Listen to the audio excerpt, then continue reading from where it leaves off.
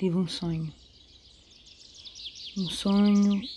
onde eu andava no corpo nu de algo transcendental. Caminhava descalço em terra fria e onde pisava nasciam flores que se moviam em amor. Soltavam um perfume suave, amor genuíno, como a alma do universo. Minhas veias respiravam o meu ser e o teu ter. Vagueei naquele mundo como se fosse o meu mapa para a existência terrena, e o caminho sem rumo corria na esperança de encontrar algo que me fizesse acreditar. Acreditar em algo que não sou eu. Nunca encontrei, sempre tentei e tento. Comecei a chorar. Então as lágrimas se transformaram em cicatrizes sorridentes no meio de um caminho iludido de tanta superficialidade e futilidade.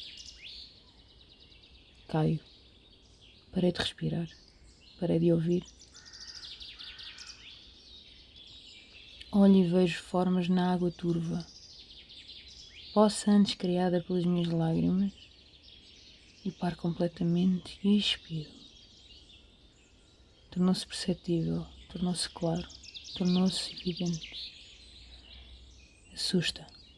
Tudo esse enxergar assusta. Olhei então para esse corpo visível na água e vi uma deusa. Sim, essa deusa és tu.